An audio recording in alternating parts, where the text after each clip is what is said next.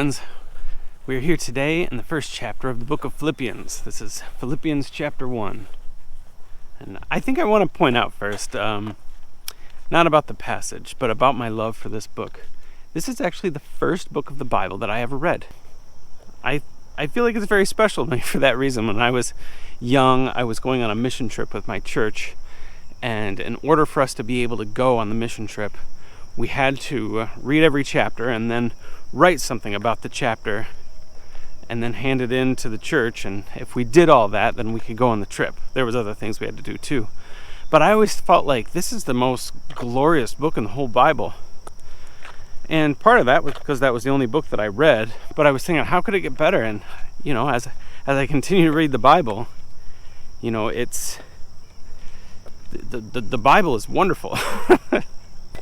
But this one is very special to me, and I do think, maybe I wouldn't call it the best book, but it's definitely way up there. It's very special to me. Anyways, so what happens, I'll give a little background here. So it says in the beginning, it's Paul and Timothy.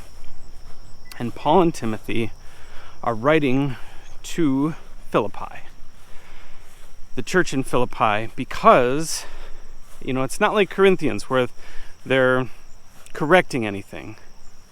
And it's not like Romans where he was about to go to Rome and he just wanted to let the church know of his love and support for them.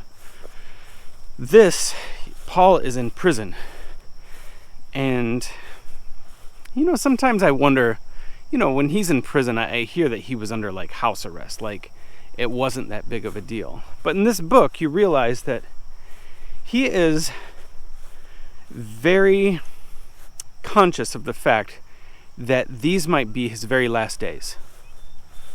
He's very conscious of the fact that he is facing death in the face in his imprisonment.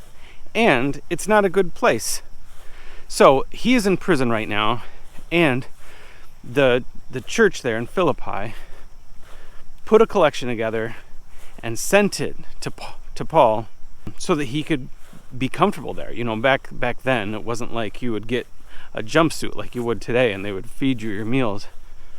If you didn't have enough money to pay for food in prison or people to bring you things, you could starve there. We know later on in this letters that he was cold, and so he said, bring an extra tunic for me. So they sent him money. Now you might wonder, why were they willing to do this? If we had some buddy who was in prison today, we might be likely to think that they're being punished for a good reason. And some people did think that. Some people thought Paul was in prison because, God was punishing him and he's the enemy of the state here. And so he's kind of addressing that very quickly here in the first chapter. And so he says right in the beginning, he says, I just want you to know of all the wonderful things that are happening to me here in prison. The people that are criticizing me, they're absolutely wrong.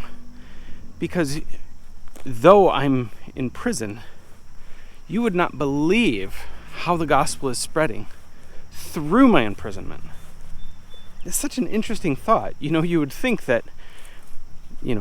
from some of our lead pastors in our country today that, the person who's having the most effect is the person up there with the great hairdo and the jumbo jet.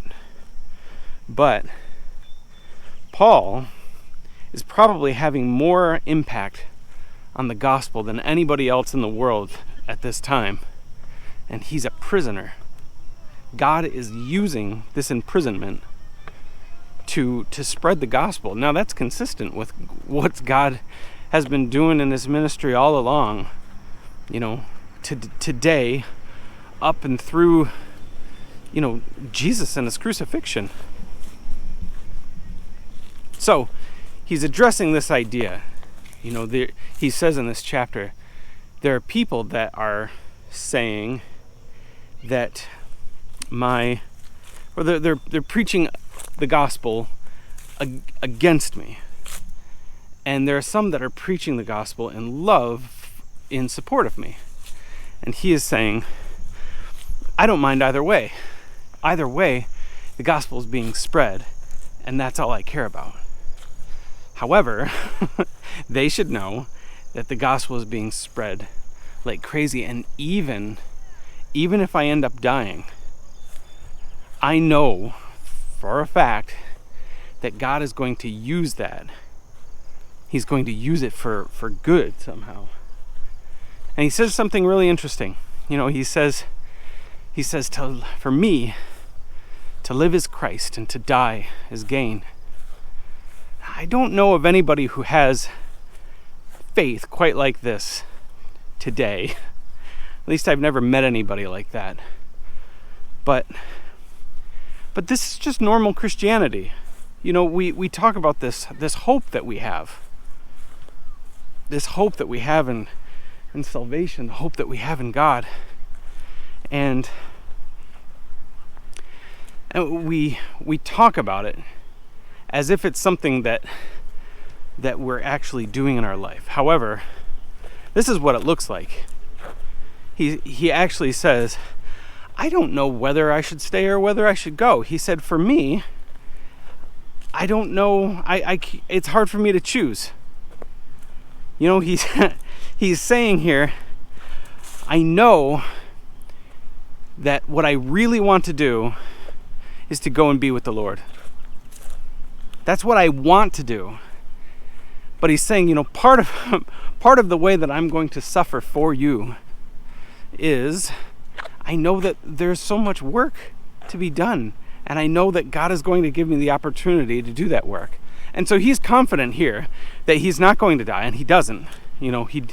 He's tried there in Rome, and eventually they let him go, and he continues to spread the gospel.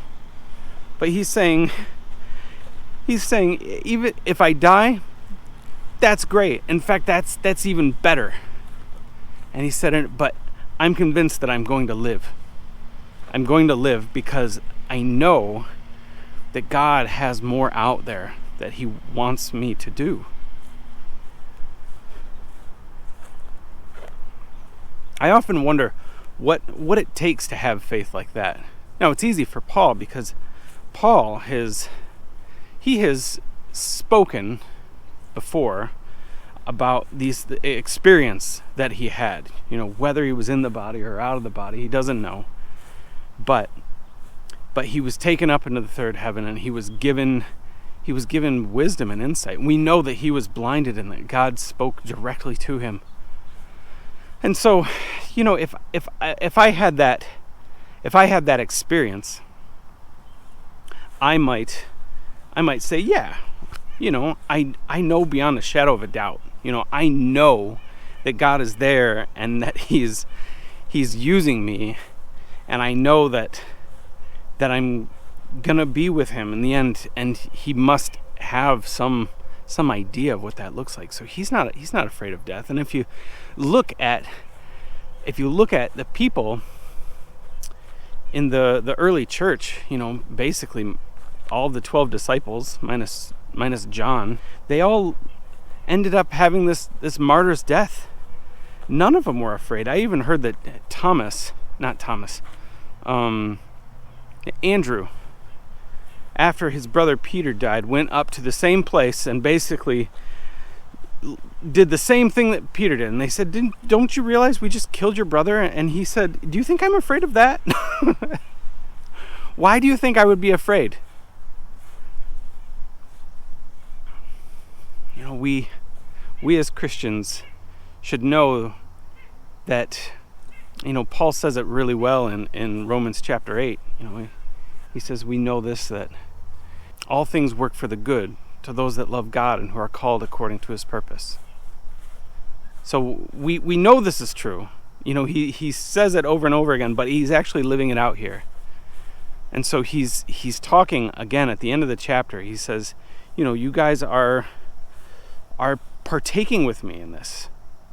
I want you to know that you are going to suffer in the same way, but there's really no reason to be down about it.